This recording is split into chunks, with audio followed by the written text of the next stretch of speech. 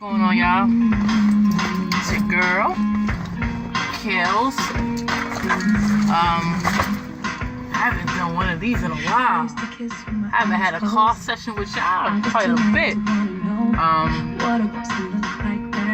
So I've been MIA from like these type of videos for a while. You know, I really haven't posted much spiritual. I haven't really posted anything spiritually in a really long time. Obviously for me, you know, I've been out. You know, I've fallen off, not because I'm out here sinning and I'm out here doing a whole bunch of craziness, nothing like that. I've actually just been like very busy, stressed out, just a lot going on, and trying to figure out how to you know, balance everything. But in that process, you know, like, it's funny. I don't know how to start this, like, the story off for y'all. When I've been in this walk for about 2.5 years, I would say. I started in like August of 2013, right? I was like when I first started taking this walk of mine serious, right? And I felt like I just zoomed, like I started and I just booked it.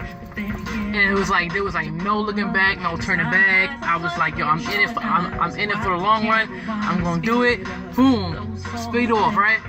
And recently, I just feel like I crashed.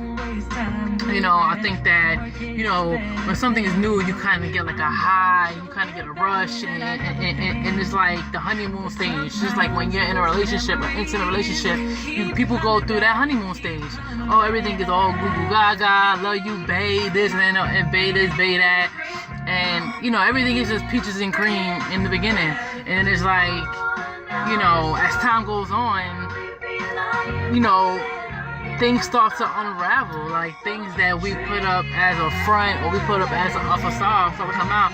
But for me, it was just like, this walk is not easy. Like, and I didn't realize it until I crashed. Because it was to a point that not like, oh, I fell off a little bit. It was to the point that I didn't want to go to church. I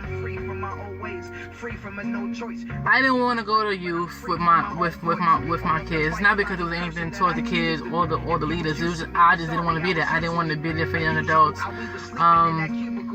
You know, it's so funny because before, like last year, I would be like, yo, I don't want to miss church because I have to work overtime, right? I used to fight my supervisor, like, yo, I can't work today. I got church Wednesday, Thursday, Friday, and Sunday.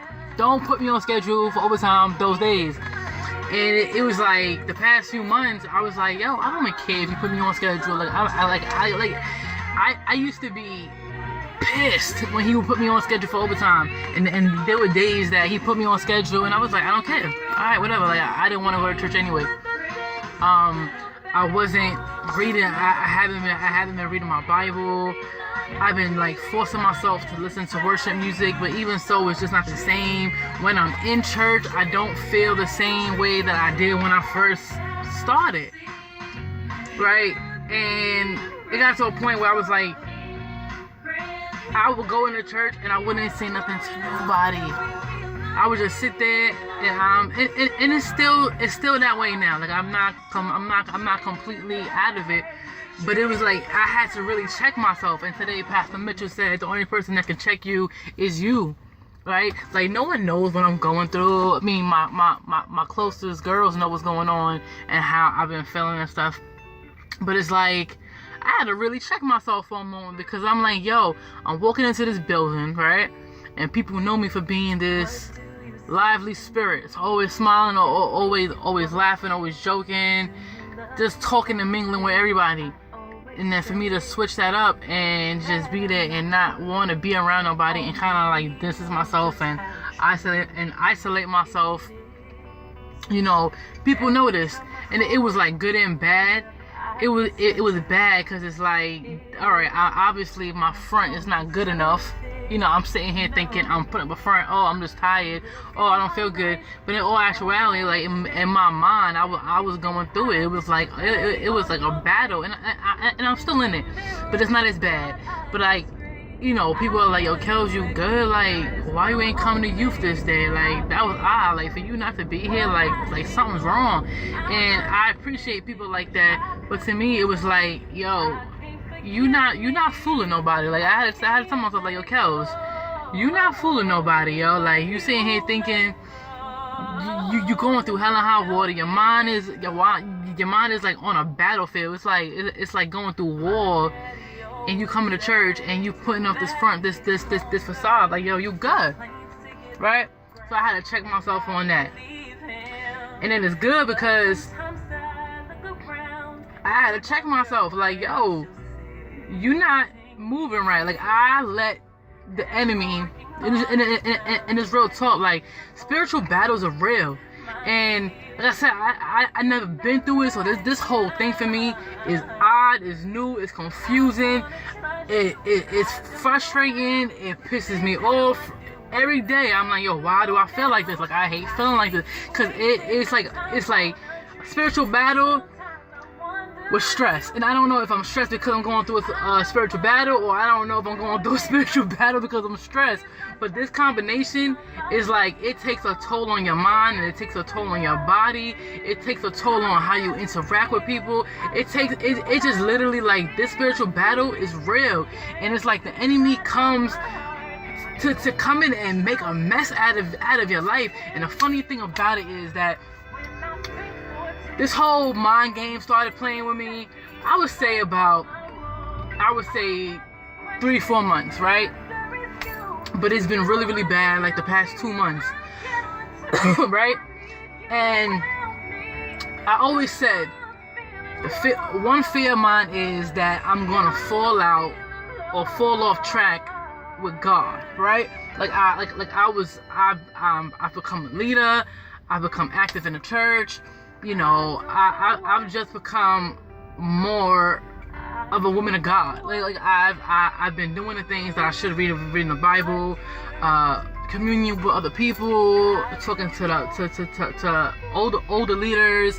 I've been really trying to mold myself into being a better Christian and a better woman of God.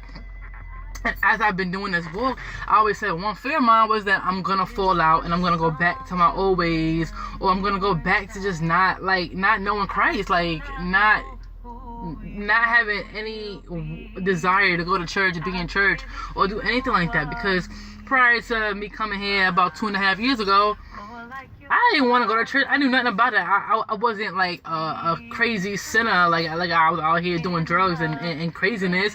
I've always had a pretty good head on my shoulders.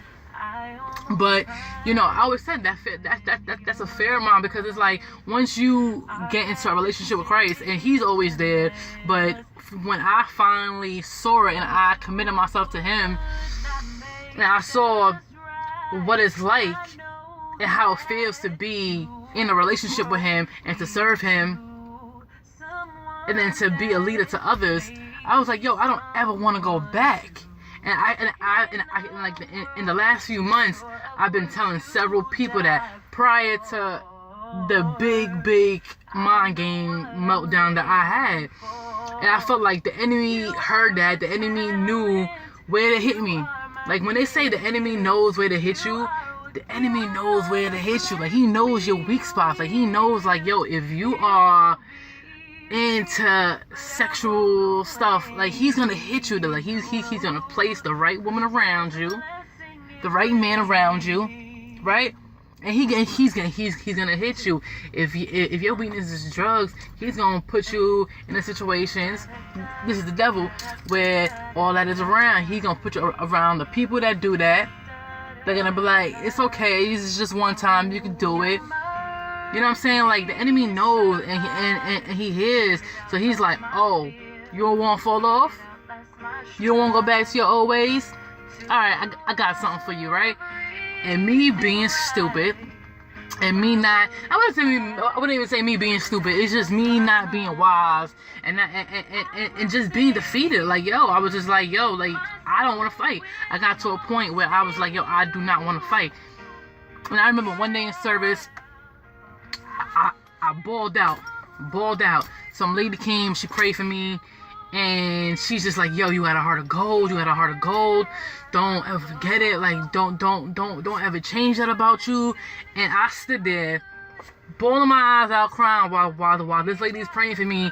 And I said, I don't want to do it no more. I was like, I want out. I don't want to do it no more. And this is the same time that Pastor Mitchell was talking about I Will Fight, right? That was the title, the series, I Will Fight. And everybody left that service encouraged, ready to go out and start the month of prayer works, right? The 30-day challenge. I left that service defeated. I left that service worse than what I walked into right? Like, I walked in, all right, I left, I was like, yo, I don't want to do this no more. And ever since that day, it was just like, to me, it just went down, I crashed. But it wasn't because God wasn't there and God wasn't working. It wasn't because none of that. It's because the enemy knew I will fight. And he's like, yo, I'm going to make you so weak to the point that you don't want to fight. And I allowed him to. And that's the crazy part, is that I didn't see what the enemy was doing. I just went off of feelings. I felt discouraged. I felt down. I felt dark, and I was just like, you know what? Like, I don't have the energy to fight. And within these few months of me feeling like that, I had to realize, like, yo, I don't have the energy to fight. Like, right now, I'm tired. Like, I'm tired spiritually. I'm tired. I hate when people say I'm dead spiritually. Like, you're not dead spiritually. You can never be dead, because God is living, and God is living in you. I hate when people say that. I'm tired. I'm tired spiritually. I'm tired emotionally. I'm tired physically. I'm stressed out, and I guess I have a lot on my plate right now. Like, I'm going through. I say, like, I'm evolving. Like, I actually feel like the twist, and I feel myself being molded, and it's hard right now. But I gotta realize that this is all a process, and at the end, it's like God is doing everything for a reason. Like, all these twists, it's like Play-Doh. It's like you twist Play-Doh and then you make something creative, right? I feel like that's what God's doing. Like I know that these punches and these kicks and me getting beat up is all a part of God's plan, because at the end, I'm gonna be better off than how I started, right?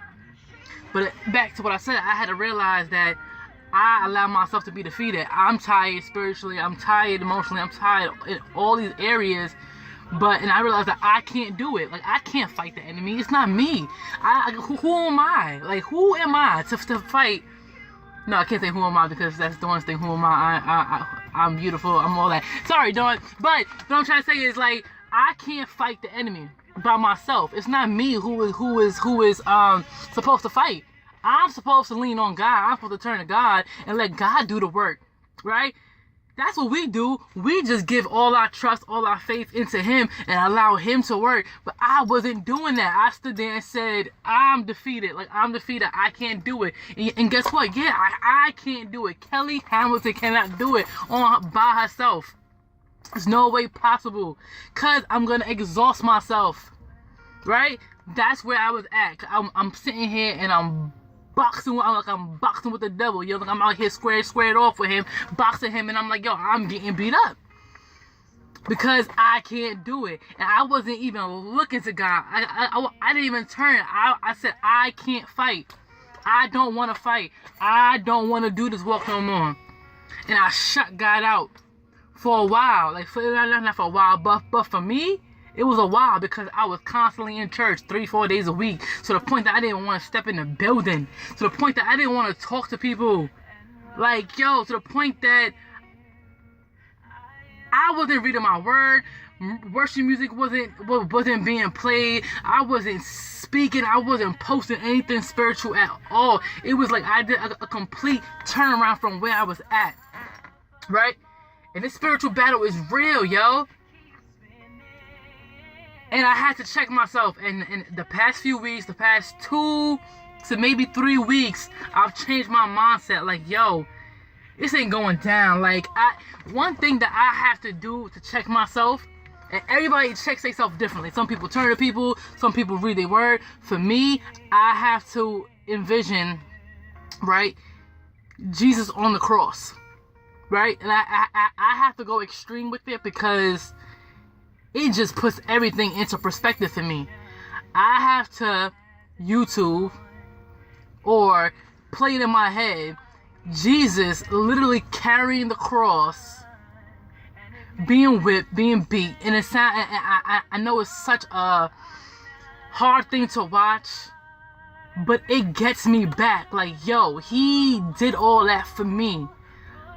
Like, for you to tell me, yeah, God did miracles and all about the disciples, all that stuff, yeah, that's, to me, that's fine and dandy. But I'm more concerned about Jesus carrying the cross, right? Jesus being beat, right?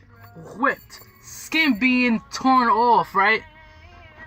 Crown of thorns placed on his head, being nailed to a cross, right? Like, that pain that he went through for each and every one of us, right? That's what gets me back. And I had to check myself because I allowed myself to be defeated. And in that process, I wasn't turning to God. And the enemy was like, yo, I got you. I got you. And in a sense, if I'm not fighting and I'm letting the enemy get the upper hand, then that's like me allowing God to lose, right? Because I wasn't letting God work. So right now, I'm not a finished product. I don't know where I'm going from here. All I know is that I'm better off than where I was a few months ago, right? And I'm making this video. 1, it's like my journal. 2, because I know I'm not the only one. I know I'm not the only one who went through this, who's going through this, and who's gonna go through this, right? And the moral of the story is, yes, we're gonna go through hardships. I'm still going through it. Yes, we're not gonna know what tomorrow brings. I don't know where I'm gonna go. Like, I don't know what's gonna happen tomorrow. Yes, I'm uncomfortable with where I'm at. Like, it's like my vision is blurry. Like, I have 2 eyes that can see, but my vision is blurry, right?